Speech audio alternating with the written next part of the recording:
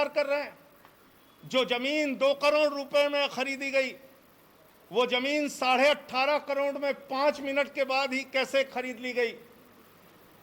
मुझे साफ तौर पे कहना है, ये मनी लॉन्ड्रिंग का मामला है, ये भारी भ्रष्टाचार का मामला है।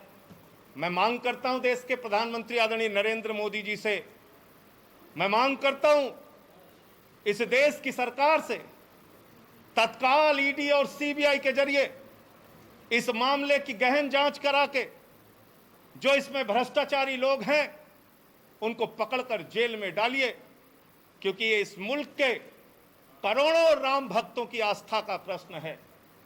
करोड़ों उन लोगों का प्रश्न है जिन्होंने अपनी गाढ़ी कमाई का पैसा राम मंदिर के निर्माण के लिए दिया और उसमें यह भ्रष्टाचार और घोटाला किया गया। और एक अजीब बात है, एग्रीमेंट का टाइम और बैनामे का टाइम, एग्रीमेंट के स्टाम्प का टाइम और बैनामे के स्टाम्प का टाइम। जो जमीन बाद में एग्रीमेंट हुई, यानी बाद में बेची गई, ट्रस्ट को जो बेची गई, उसका स्टाम्प खरीदा गया 5:11 को शाम को, और जो जमीन पहले रवि मोहन तिवारी ने खरीदा उसका स्टाम्प खरीदा गया 5:22 पे। ये आप समझ पा रहे हैं? रवि मोहन तिवारी ने जो जमीन हरीश पाठक से खरीदी उसका स्टाम्प तो 5:22 पे खरीदा गया, लेकिन जो एग्रीमेंट हुआ 18.5 करोड़ रुपए में और जिसमें 17 करोड़ रुपए पे कर दिया गया, वो 5:11 पे ही स्टाम्प खरीद गया।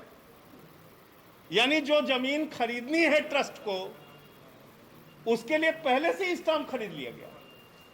और किसी भी ट्रस्ट में जमीन खरीदने के लिए बाकायदा बोर्ड का प्रस्ताव पारित होता है, उनका जो ट्रस्ट होता है उसमें प्रस्ताव पारित होता है। 5 मिनट में ही राम जन्मभूमि ट्रस्ट ने कैसे प्रस्ताव पारित कर लिया और कैसे ये जमीन खरीद ली। तो इसलिए मैं फिर दोहराऊंगा, आदरणीय प्रधानमंत्री जी, आज पूरा सच, प्रभु श्री राम के नाम पर घोटाले का पूरा सच इस देश की जनता के सामने आ चुका है।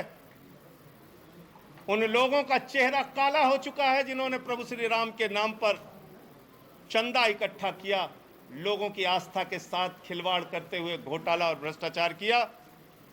ईडी से, सीबीआई से जांच करा के इन लोगों की गिरफ्तारी कराइए। मुझे इतनी बात कहनी थी। आपको अगर कोई सवाल हो तो आप पूछ सकते हैं। सर, क्या लगता है कि इतना बड़ा खुलासा आपने किया है, कुछ होगा भी इसमें? मुझे तो नहीं लगता कुछ होगा। अब ये तो इस देश के करोड़ों लोगों की आस्था का विषय है और सबको प्रतीक्षा रहेगी, इंतजार रहेगा कि सरकार इस पर क्या कार्रवाई करती है। ये कागजात मैंने आपके सामने कर दिए और ये कागजात अभी आपको दे देंगे। धन्यवाद।